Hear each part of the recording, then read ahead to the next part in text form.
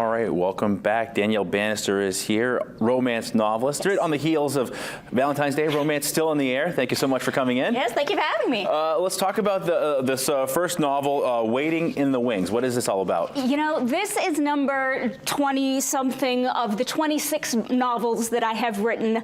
I am an obsessive romance writer. I've been at this for over a decade. Okay. And I have my degree in theater, and so I thought, wouldn't it be fun to collaborate with, you know, my theater experience and my writing experience and write a book about actors rehearsing. But in order to do that, I needed a play for them to rehearse. And since I am not a playwright, I tapped a local friend of mine who is also a playwright, Randy Hunt.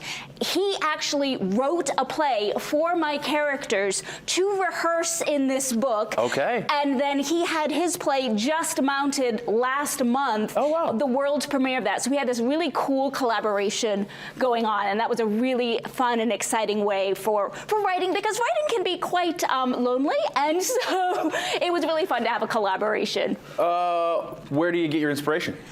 I can't say in real life because I'm a singleton, but, you know, I get my inspiration from literally anywhere. I watch a lot of movies and I read a lot of romance books, so the ideas just pop up and they come and I run with them. I use heavily my theater degree actually on that, because with theater, you only have a few hours to really tell a story, and with a book, you have a really short window, so you have to keep your audience engaged, so you have to make every word count. So I tend to write page turners, which I appreciate in my own reading.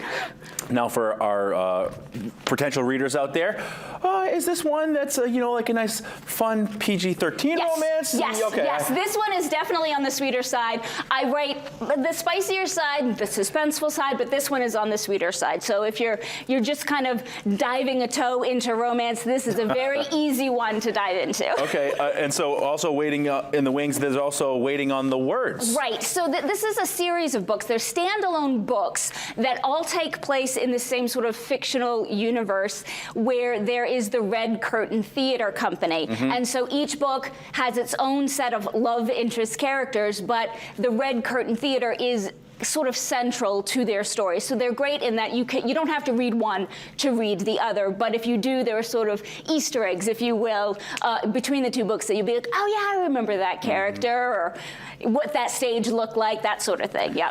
Why romance? What is it about a good romance novel, a good rom-com, you know, whatever it is? Why do people love Hugh Jackman so much? You know, Hugh Grant, you name it, any of those guys. Maybe Hugh Grant more than Hugh Jackman, but any Hugh in general. Romance is great because you know what you're going to get.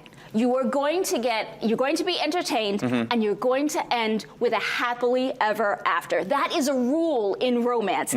They have to end in happily ever after or happily for now. If they don't, it's not a romance. So when you're reading romance, it's like an anxiety release. Like, you know things are going to work out okay in the end. There you go. Danny Bannister, Waiting on the Wings, Waiting on the Words. Fantastic. If people want to know more about all of this romantic subject matter, Danielle Bannister, .wordpress.com. DanielleBannister.wordpress.com. Thank you so much for coming in. Me. You know, we didn't have a 4 o'clock yesterday because, you know, soccer knocked us off, but still, nice to keep those romantic feelings. That's right. It's never too late to pick up a romance book. All right. Fantastic stuff. Good to see you.